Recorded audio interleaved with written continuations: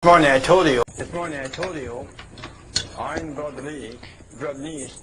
e o irmão Watchman estudamos esta questão em 1953. Na verdade, estava errado. Não foi em 1953, foi em 1933.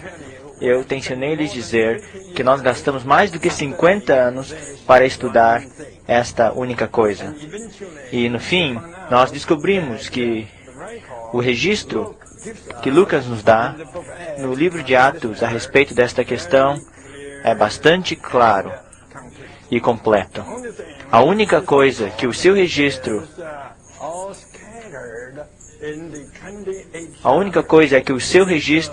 está espalhado por todos os 28 capítulos. Portanto, você precisa de um estudo completo deste livro a respeito desta única coisa. É por isso que eu lhes dou uma nota comprida. Na verdade, é uma nota curta, comparada com os 28 capítulos. Naquela nota, eu lhes dou todos os pontos e também todos os versículos a respeito deste assunto. Vocês veem, no livro de Atos, há muitos casos de conversões. De tantos casos, apenas 2. Um é no dia do Pentecoste e o outro é na casa de Cornélio. Somente estes 2 casos são usados pela cabeça nos céus para levar a cabo o seu batismo do seu corpo no Espírito. Apenas estes 2 casos. Por quê? Porque o registro diz que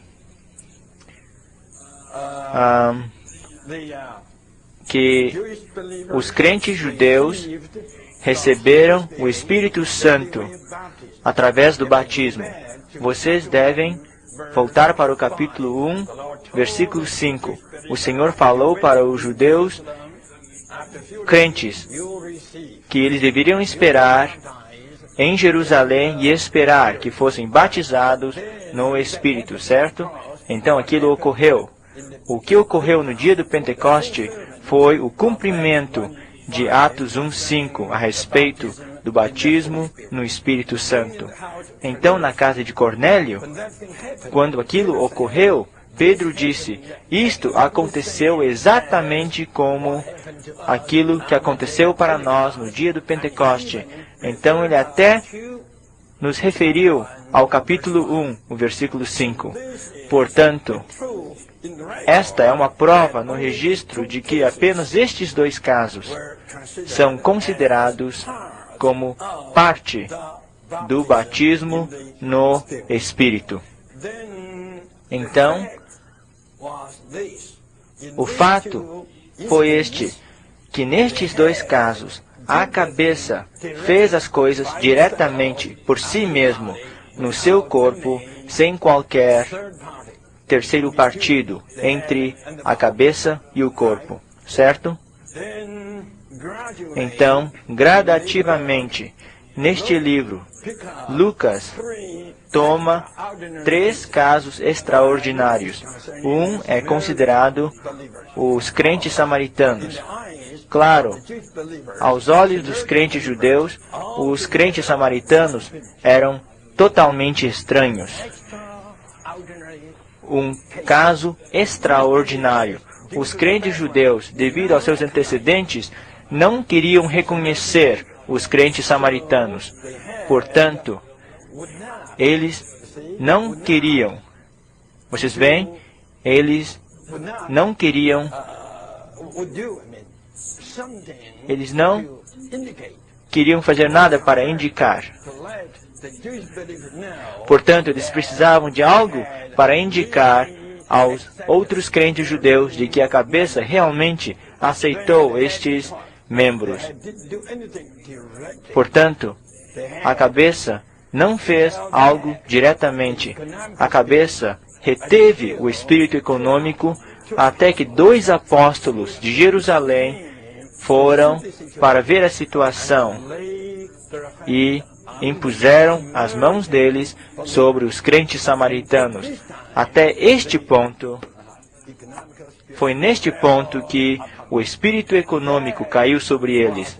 E Isto foi uma evidência bastante forte de que a cabeça aceitou os crentes samaritanos. Portanto, este foi um caso extraordinário. Houve aqui a necessidade da imposição de mãos, certo?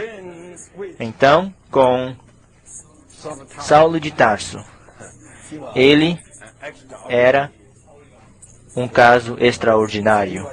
Ele era o principal perseguidor. Todos nós já vimos isto. Ninguém acreditaria que ele pudesse ser um membro do corpo de Cristo. Contudo, ele se tornou.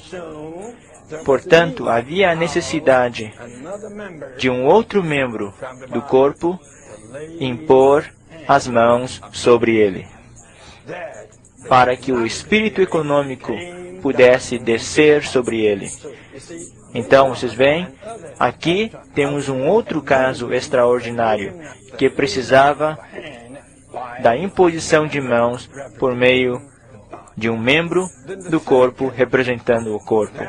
E o terceiro caso era os 12 Efésios, os 12 crentes em Efésio. Eles apenas ouviram o evangelho pregado por Apolo. E Apolo pregou apenas o batismo de João.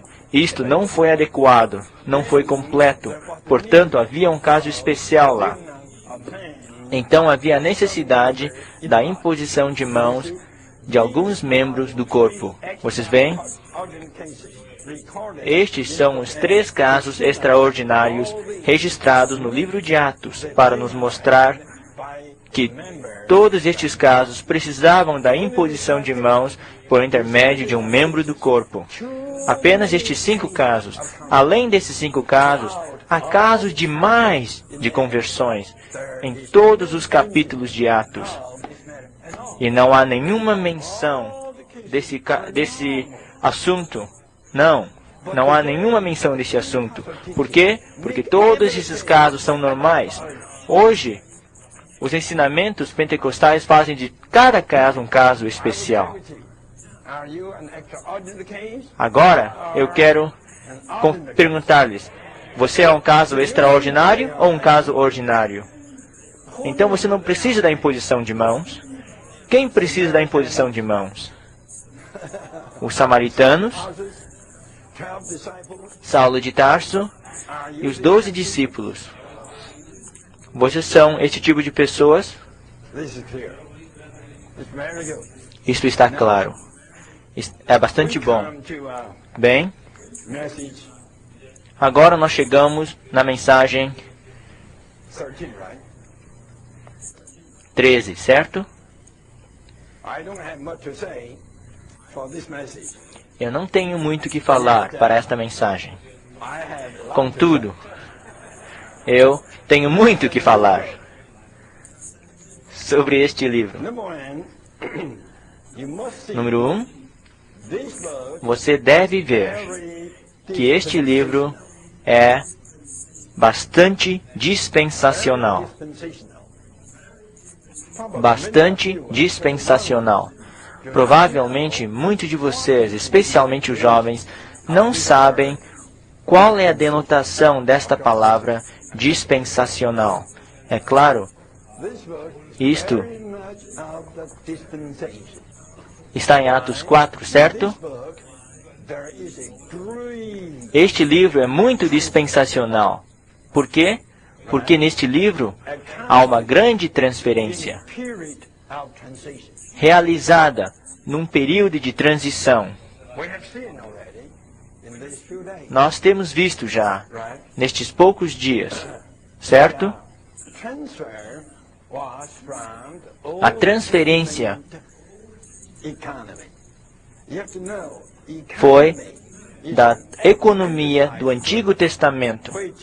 Vocês sabem que a palavra economia é uma palavra anglicizada de uma palavra grega, significando dispensação. Dispensação e economia são palavras sinônimas. Não apenas são sinônimos, mas significam a mesma coisa. Dispensação é a palavra equivalente em inglês da palavra grega oikonomia. E a palavra economia é a palavra anglicizada da palavra grega oikonomia. E o que esta palavra significa? Se vocês forem no dicionário de Webster, vocês verão que esta palavra significa um tipo de arranjo. Um tipo de arranjo. Sinto que Webster acrescentou aí arranjo religioso. Um tipo de arranjo religioso. Esta palavra significa que Deus tem um arranjo. Um governo caseiro. Uma administração familiar. Um governo da casa de Deus e uma administração familiar. Este é o seu arranjo divino. Isto é o que nós chamamos de a economia de Deus. Vocês podem ver isto? Bem, a transferência neste livro foi da economia do arranjo de Deus do Velho Testamento para o arranjo de Deus do Novo Testamento. Vocês podem ver? E o arranjo de Deus do Velho Testamento era totalmente em figuras, tipos, sombras e profecias. Certo? Em outras palavras, o arranjo de Deus do Velho Testamento não tinha nada de realidade. Era totalmente uma sombra, esperando o cumprimento. Então, o Deus triuno veio para ser um homem. E esta encarnação começou a transferência, certo? Esta encarnação começou a transferência para transferir o plano de Deus da sombra para a realidade. Vocês veem? Tudo que era sombra lá estava debaixo do arranjo de Deus do Velho Testamento. Aquilo estava debaixo da dispensação de Deus do Velho Testamento. Agora, o que é a realidade? Vocês veem? Tudo que é realidade está debaixo do arranjo de Deus do Novo Testamento.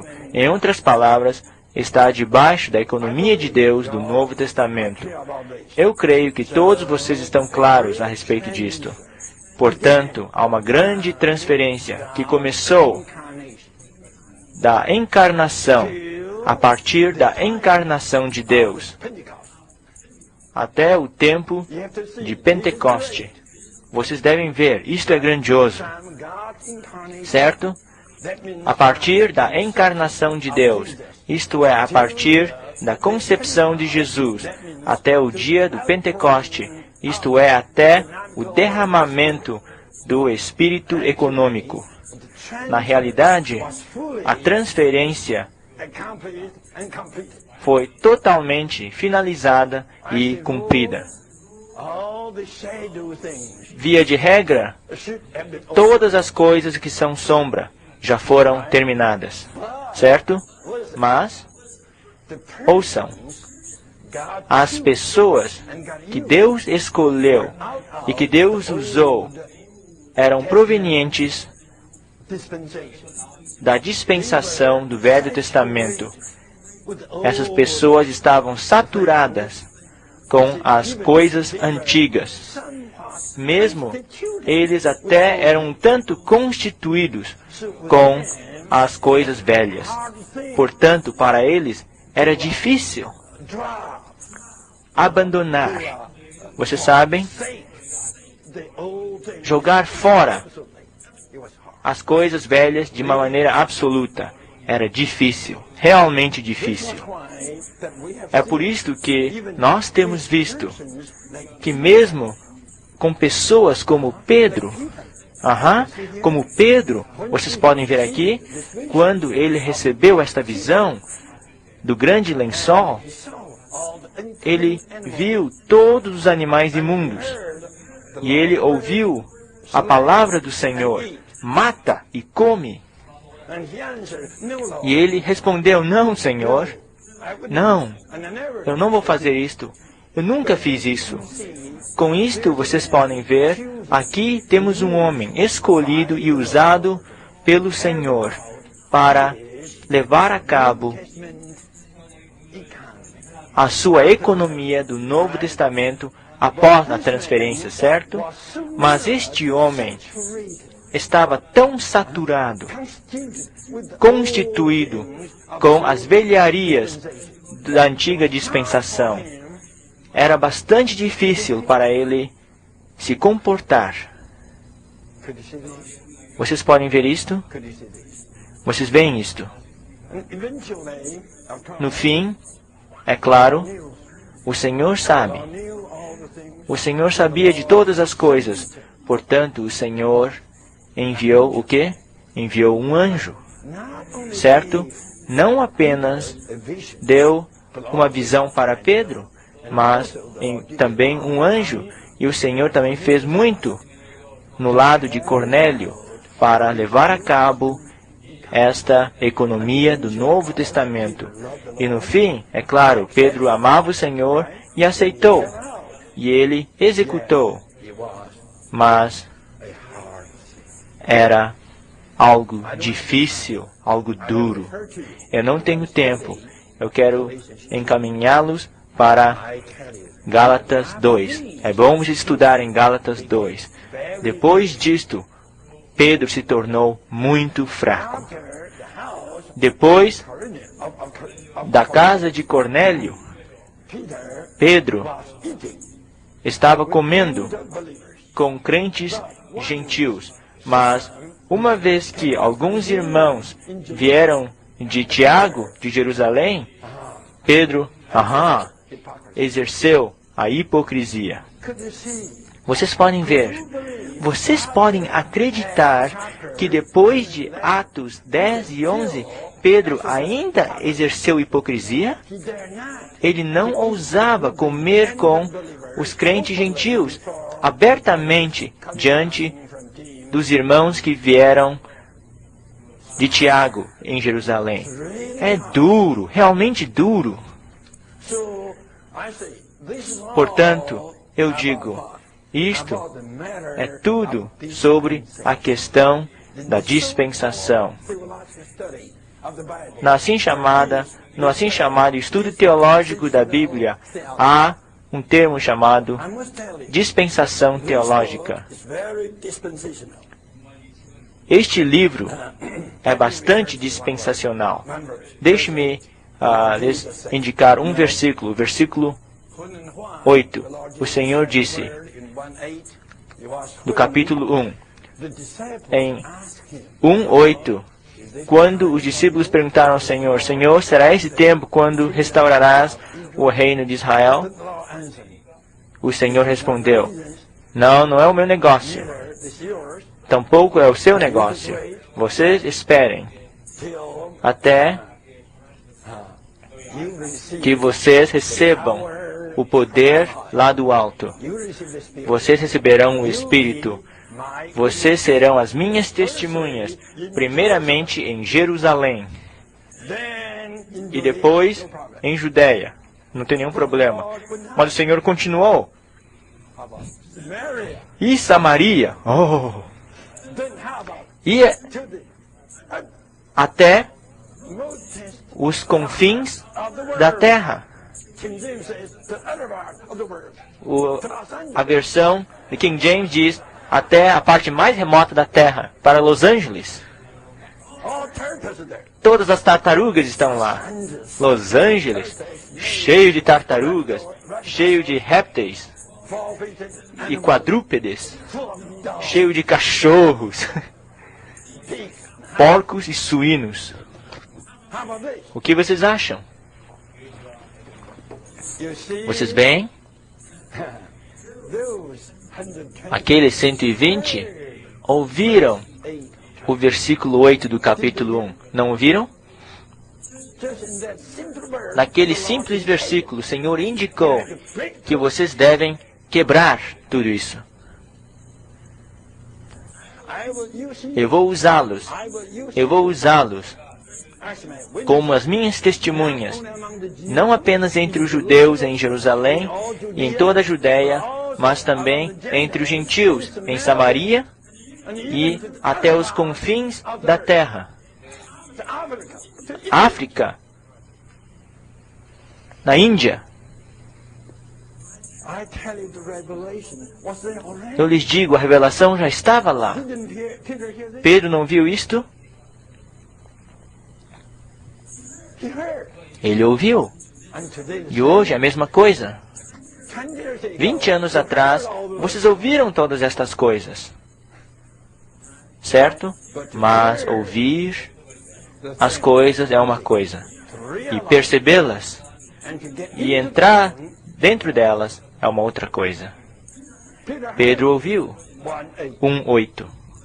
Mas agora o Senhor está cumprindo 1:8. O Senhor tem cumprido 1:8 a respeito de Samaria por intermédio de Filipe, certo?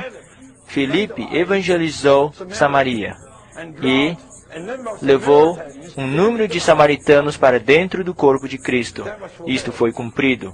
Agora o Senhor quer avançar um pouco mais. Ele tomou um passo já a partir de Jerusalém e da Judéia para Samaria. Agora o Senhor queria dar um outro passo gigantesco a partir de Samaria, certo?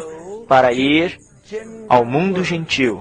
Mas Pedro não queria concordar com isto. Pedro não queria tomar isto, certo? Bem, no fim, Pedro tomou. Pedro não era tão estúpido. Quando ele foi para a casa de Cornélio, ele levou 6 irmãos. Ele percebia que ele antecipava o problema. Não pensem que naquele tempo ele conhecia os princípios do corpo. Isto foi escrito por mim no século 20. No primeiro século, eu não creio que Pedro conhecia os princípios do corpo. Mas o que ele fez foi uma precaução. Uma precaução. Uma proteção. Deixe-me lhes dizer isto. Estudar a Bíblia, eu lhes digo, não é tão fácil. Você sabe, o Senhor nunca disse para ele, quando você for, você leva contigo 6 irmãos. E Cornélio não o convidou. Simão Pedro, quando você vir, eu quero convidar os seus amigos também. Os 6 não foram enviados pelo Senhor, tampouco foram convidados por Cornélio. Os 6 foram tomados pelo maricas, Pedro. Ele tomou os 6. É claro, hoje eu dou bastante crédito para Pedro sobre o princípio do corpo. Mas, quando nós virmos Pedro, ele dirá, eu não sei, você me deu crédito demais. O que eu fiz foi apenas uma proteção. Eu não ouso ir lá apenas por mim. Então, os irmãos judeus vão me devorar. Então, eu levei 6 comigo. Vocês podem ver? Pedro não apenas tomou os 6 de Jope para Cesareia. Mesmo Pedro levou os 6 com ele até Jerusalém. Ele sabia que ele seria encrencado, que ele teria muitas dificuldades no Supremo Tribunal. E ele tomou consigo 6 testemunhas. Ele era a testemunha de Jesus Cristo e os 6 eram testemunhas dele. Ele levou consigo 6 testemunhas oculares. Bem? Pedro retornou para Jerusalém. E os amados santos de Jerusalém ouviram o que aconteceu em Cesareia, o que Pedro fez na casa de Cornélio. Então, entre os crentes judeus, alguns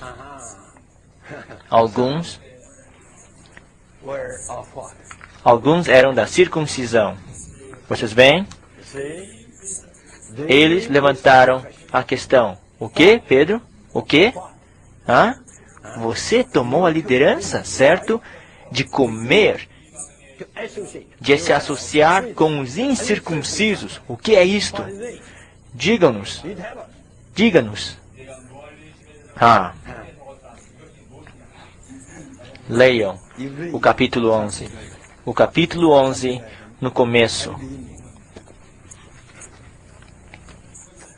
Quando eu era jovem, lendo tal capítulo, eu pensava que Pedro era bastante bondoso, espiritual. Deixe-me ler para vocês. Quando Pedro subiu a Jerusalém, os que eram da circuncisão disputaram com ele, dizendo: entraste em casa de homens incircuncisos e comeste com eles. Então Pedro começou a explicar a eles em sequência. Ele era bastante bonzinho, certo? Ele era cortês. Quando eu era jovem, eu dei o crédito de espiritualidade para ele, mas agora não faço isso. Talvez vocês digam que eu seja demais. Bem? Vocês leiam o relato de Pedro.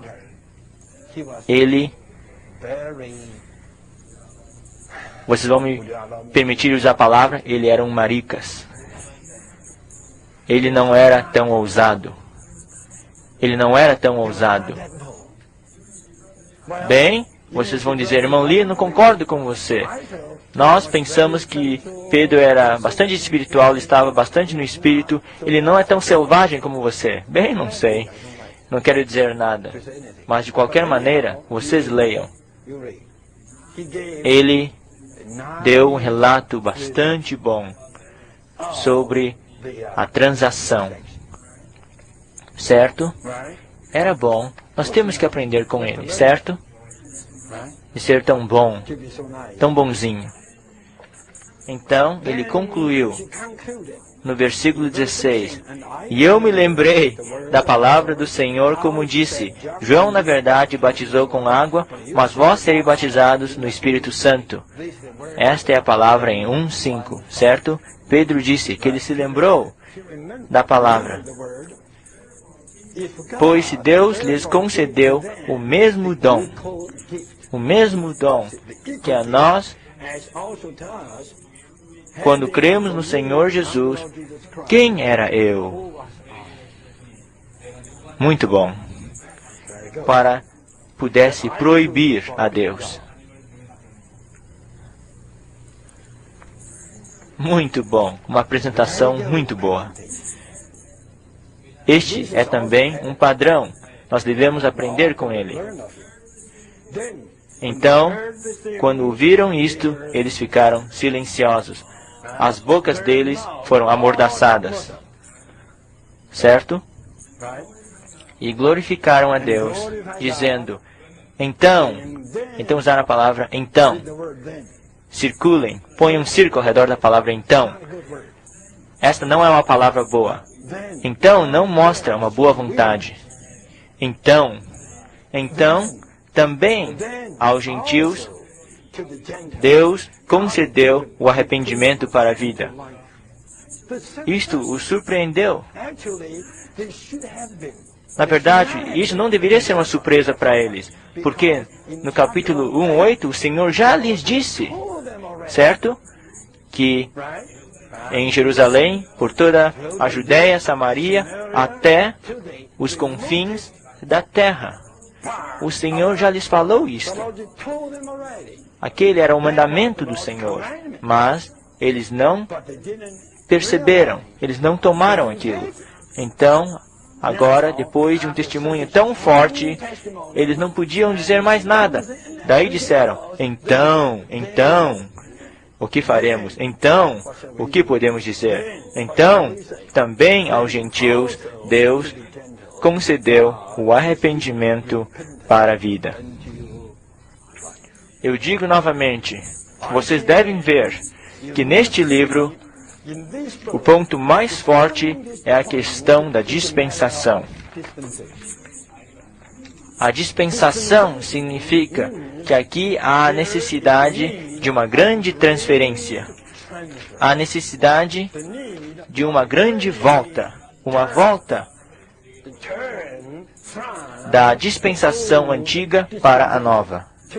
Vocês sabem, em uma das notas, eu já lhes apontei ontem, que na igreja primitiva, e mesmo com todos os apóstolos, mesmo Pedro, eles não passaram por esse período de transição com êxito.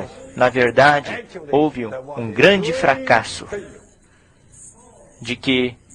que forçou Deus a deixar Tito vir e destruir toda Jerusalém e o templo com toda a religião do judaísmo. E também isto acabou com a mistura da religião judaica com o cristianismo. Agora, todos nós podemos ver esta transferência. De qualquer maneira, Deus fez isto. Deus fez isto. A segunda coisa, hoje à noite, que eu gostaria de lhes falar é, como nós já mostramos, Deus sabia o que ele estava fazendo.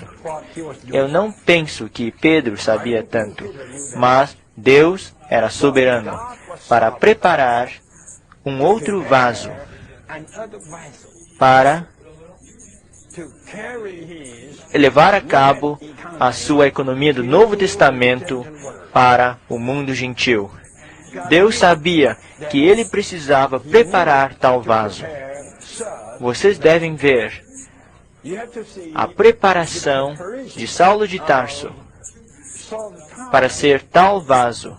E esta preparação começou a partir do capítulo 6. Começou do capítulo 6. Vocês devem retroceder até o capítulo 6. Se vocês lerem Atos cuidadosamente, vocês poderão ver que os capítulos 2, 3, 4 e 5 são apenas uma grande seção descrevendo ou apresentando o ministério de Pedro para a propagação de Cristo. Vocês veem? Então, o capítulo 6 começa. A partir do capítulo 6, a preparação de um novo vaso começa.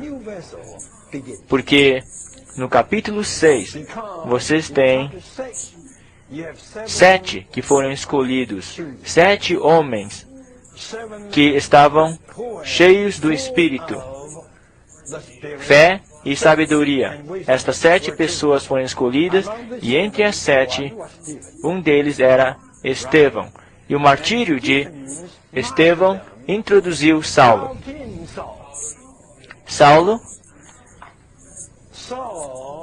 E este outro vaso foi produzido por Jerusalém. Ele não era um estranho, produzido além e a parte de Jerusalém. Paulo foi produzido por Jerusalém, através de Jerusalém. Vocês veem? E o primeiro passo para produzir Paulo era o martírio de Estevão. Através daquele martírio, ele ouviu uma parte do Evangelho. Ele não apenas viu o martírio de Estevão, proveniente da boca desse mártir, ele ouviu o Evangelho. E este homem gritou, dizendo: "Oh, eu vejo os céus abertos. E eu vejo o Filho do Homem, certo? Parado à direita de Deus." Então ele invocou em voz alta: "Senhor Jesus, eu lhes digo." Pense um pouco. Quando Saulo de Tarso lá estava observando, ele ouviu esta palavra. Vocês creem que, depois de terem ouvido esta palavra, ele estava mudo? Eu realmente creio que ele considerou, mesmo que ele tenha rejeitado, sem dúvida. Mas, pense um pouco. Saulo era uma pessoa bastante pensativa. Ele tinha uma educação bastante elevada. Quando ouviu isto, da boca do mártir que ele estava perseguindo, vocês não creem que ele deveria ter considerado, certo? E aquilo foi a pregação do Evangelho para Saulo. Saulo foi trazido para dentro desta maneira, certo? Ele foi trazido deste modo, através da perseguição e o martírio do fiel, certo? Então, ele se tornou tão forte para levar a cabo a perseguição, a devastação da igreja em Jerusalém. O que ele estava fazendo? Estava executando a sua comissão. E enquanto fazia isso, para danificar aqueles santos em Damasco, no caminho o Senhor apareceu, certo? Para tratar com ele. Naquele tratamento, como nós já vimos, havia a pregação do Senhor. E vocês devem colocar esta pregação do Senhor junto com a palavra da boca de Estevão. Com isto, por que eu relato tudo isto para vocês? Com isto, eu lhes mostro que Paulo foi produzido por intermédio de Jerusalém. Então, ele foi salvo. Ele foi salvo. Sim, como já alguém mencionou, o Senhor não enviou Pedro e João. O Senhor enviou um pequeno membro, Ananias. Contudo, temos todos que perceber que Ananias deve ter sido alguém, certo?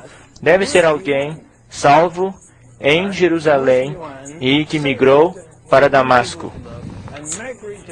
Portanto, novamente,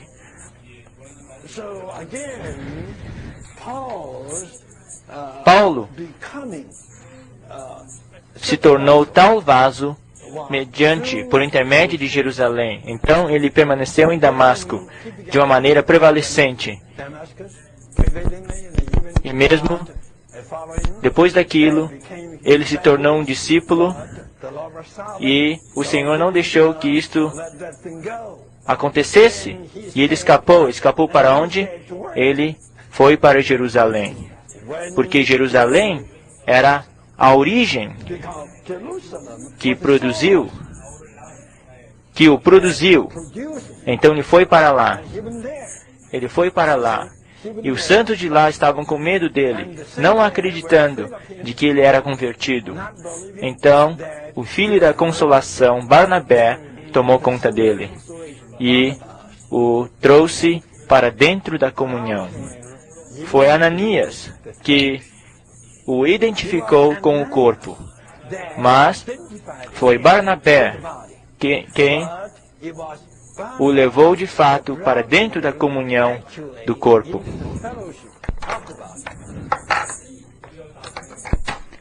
Então, neste ponto, vocês devem ver que ele se tornou um vaso plenamente levantado por Jerusalém. Ele foi um vaso produzido não à parte de Jerusalém. Ele foi alguém produzido a todo tempo relacionado com Jerusalém. Então,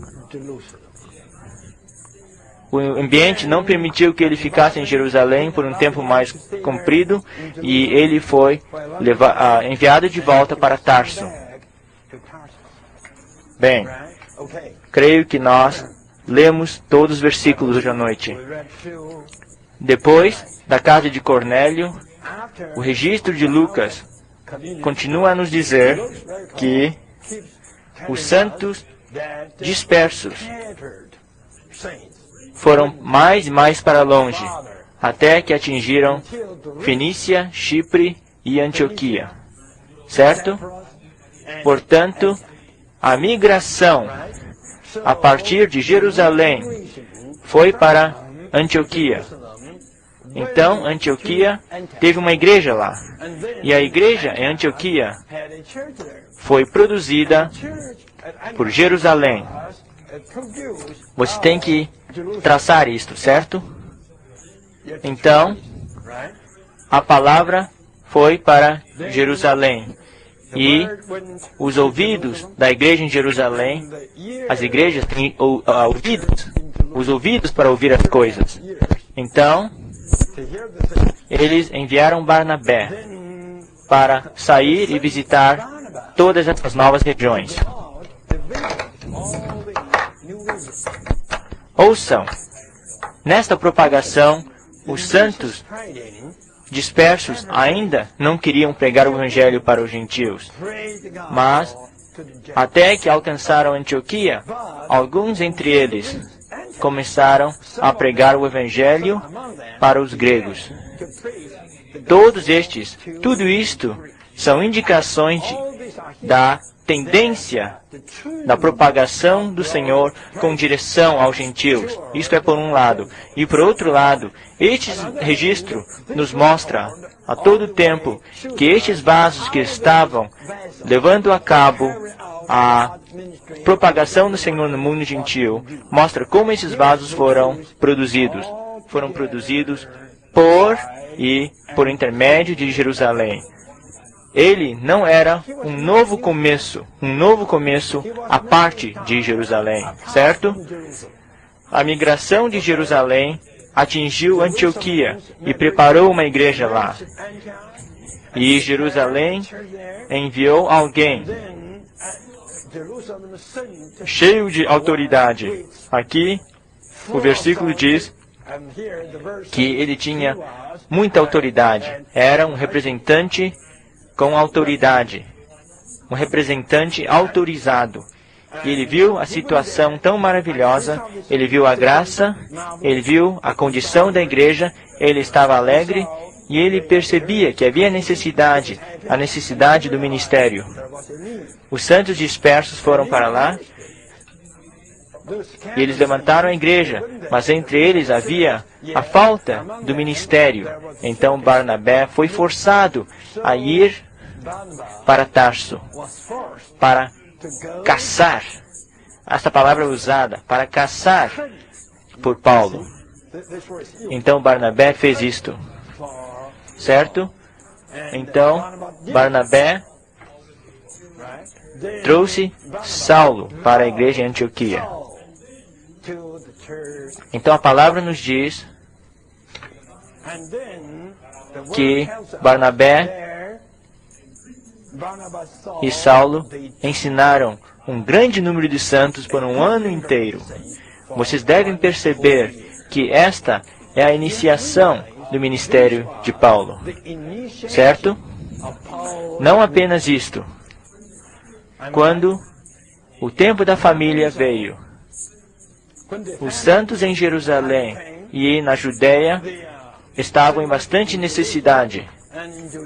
Eles precisavam de ajuda física.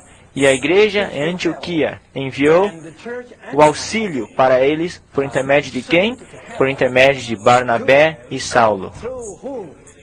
Vocês podem ver, passo a passo, o Senhor trouxe Paulo para dentro. O Senhor introduziu Paulo para dentro do contato com o serviço, mesmo de volta a Jerusalém.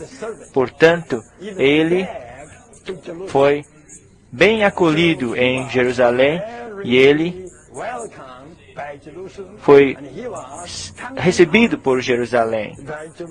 E então, Paulo e Barnabé voltaram para Antioquia e permaneceram lá. Eu lhes digo, neste tempo, este vaso estava totalmente preparado. Preparado por Deus, por intermédio de Jerusalém. Ele era um produto de Jerusalém. Ele não era algo novo à parte de Jerusalém. Por que eu enfatizo isto tanto assim? Porque o que o Senhor fez soberanamente e sabiamente era simplesmente conservar, guardar a unidade do corpo. Vocês sabem, nos primeiros 4 volumes do nosso jornalzinho do Stream, eu escrevi um artigo lá, a corrente.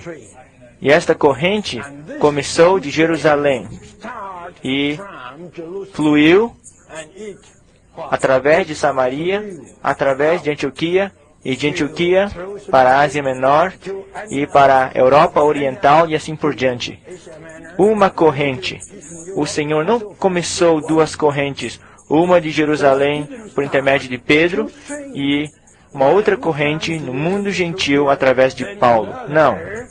O Senhor apenas começou uma corrente. E, num certo ponto, o Senhor sabia que havia necessidade de um vaso novo, que Pedro nunca poderia substituir. Pedro não era tão qualificado para este vaso, certo? Então, o Senhor fez todas as coisas sabiamente e soberanamente para colocar Saulo dentro da conexão com a igreja em Jerusalém. Na verdade, ele era um produzido por intermédio de Jerusalém, por um lado. E por outro lado, vocês podem ver o feito do Senhor com Pedro. Pedro era bom, mas eu lhes digo, Pedro não era tão bom assim. A Igreja Católica ficou louca para entronizar, para promover Pedro ao ponto mais elevado. Isto é demais. Pedro não era tão grande assim. De qualquer maneira, ele era bom. Ouçam. Vocês ouviram? Depois do capítulo 6, Pedro se tornou silencioso. Não há mais nada a respeito de Pedro, certo? No capítulo 7. No capítulo 8, é claro, Pedro e João foram para Samaria para confirmar aquela parte do corpo, certo? E então, no capítulo 9, um vaso forte apareceu. Vocês notaram? O registro nunca diz os discípulos de Pedro. Ele não tem tal expressão, os discípulos de Pedro. Mas no capítulo 9 nós já mostramos que Paulo tinha discípulos. Paulo se tornou bastante proeminente no capítulo 7. A soberania do Senhor foi essa, para trazer este proeminente para Jerusalém, para se tornar ninguém. Ele era tão proeminente em Damasco, mesmo tendo discípulos, mas quando ele foi para Jerusalém, ninguém o reconhecia. Ele se tornou um João Ninguém. Se você e eu fôssemos Saulo, nós diríamos: o quê? Eu era tão proeminente em Damasco, eu tenho tantos discípulos, agora eu venho para cá e vocês não me reconhecem? Esqueçam de tudo. Eu quero voltar para Damasco para começar algo novo. Vocês não pensam que esta é a prática do cristianismo de hoje? Certo? O que vocês acham?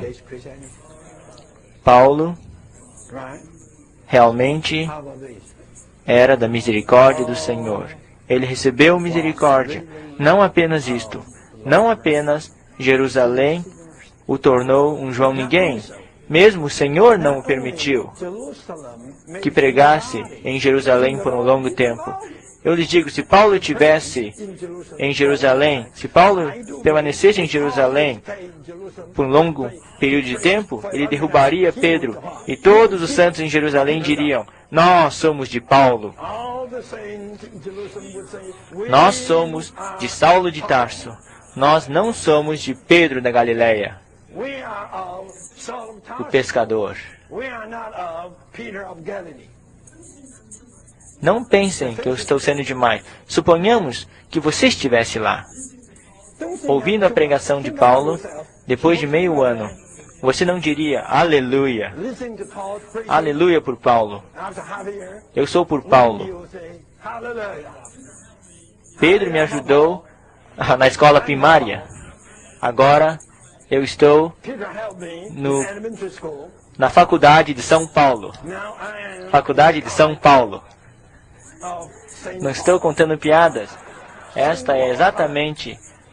Isso é exatamente o que está sendo praticado, certo? No cristianismo. Portanto, Jerusalém o tornou um João Ninguém, e não o respeitou tanto, e não o considerou em alta estima. E o Senhor levantou o ambiente para mantê-lo longe. É claro, ele fez a pregação. Ele fez a pregação. Mas o ambiente, debaixo da mão do Senhor, não o permitiu permanecer em Jerusalém. Portanto, ele foi embora. É bastante estranho. Para onde? Para um lugar deserto, Arábia. Ele foi para lá para ficar silencioso e quieto por um período bastante comprido. E eu creio que em Gálatas 1, ele nos disse que ele foi para lá por 3 anos, certo? Um tempo bastante longo.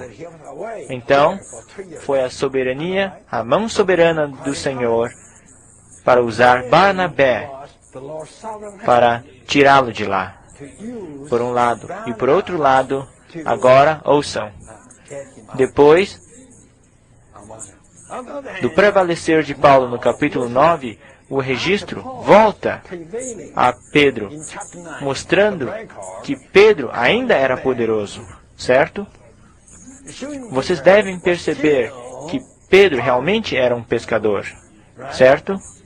Ele apenas deu He only gave those 4 messages. What 4 messages? 1 in chapter 2, 1 in chapter 3, 1 in chapter 4, 1 in chapter... A short one in chapter 5. Now, in chapter 10, Peter's last message, I would say. You read it. Peter's last message was not that long. Right? Peter couldn't speak too much. I think he has exhausted. Don't you think so? But anyhow, you will say, well, Peter still wrote the 2 letters. Okay, go to the 2 letters. Very short. First letter, 8 chapters. Second, 3 chapters. And eventually, he recommended Paul, saying, our brother Paul has written these things somewhat hard for you to understand, and so forth. You know this story. I tell you, Now Peter came back to see him in chapter 9 without speaking anything.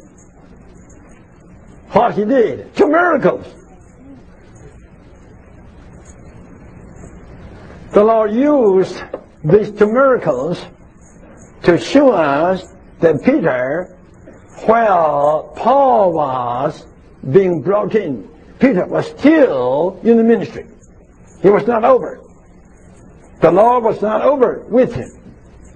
But listen, by this time he was no more staying in Jerusalem. He was taken out of Jerusalem toward Caesarea, where he used the second key to open the gate for the Gentile world. Very meaningful.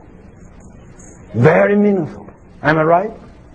On the one hand, we all have seen that the Lord prepared the way to produce this vessel for the Gentile world.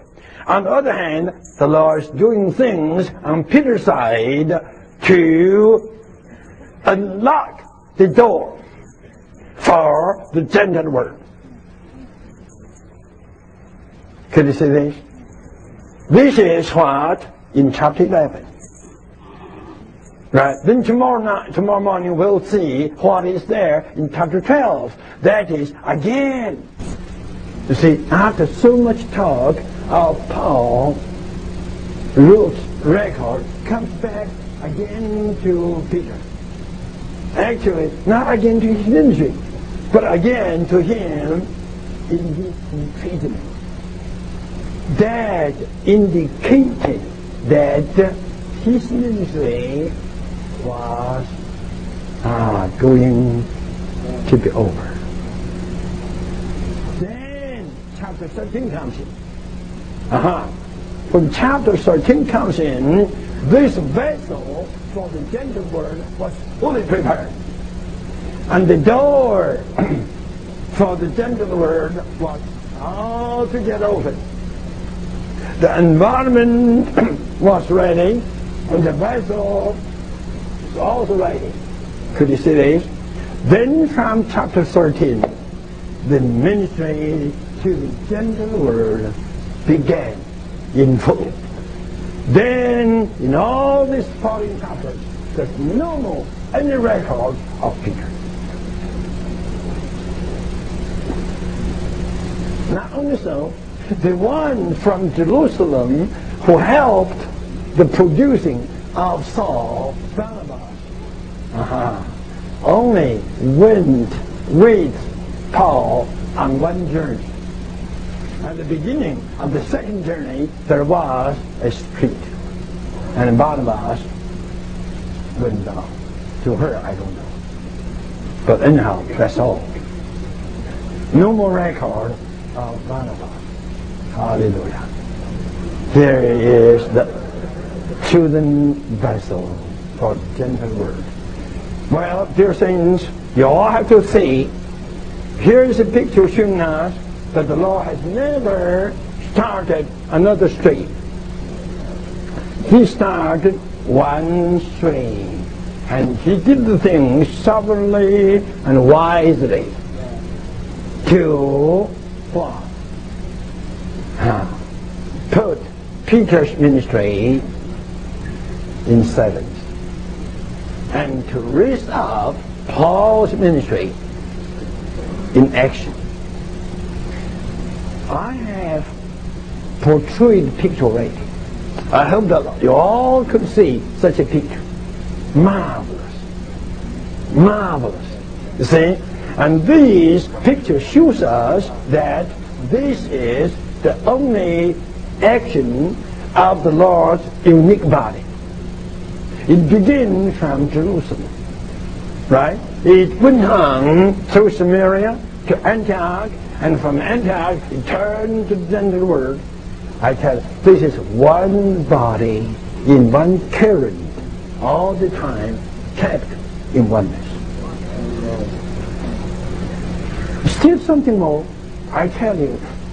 The two elders came down from Jerusalem to make trouble. Then eventually, Paul and Barnabas still needed in chapter 15 to go back to Jerusalem, to keep the oneness, to make the oneness strengthen. We all have to learn this. We all have to see this. Otherwise, I'm a little concerned for the long run in the Lord recovery. Some other stars will make debations. Can you see this? But the Lord's sovereign doing has kept all the ministries in one ministry and in one current for one body to keep the oneness. Well, I just stop here and I give the meeting to this section. Try to say something. I know it is not so hard, so easy. How about I forget you? Your section? Okay, very good. You have a good section of the word, but I'm a little concerned that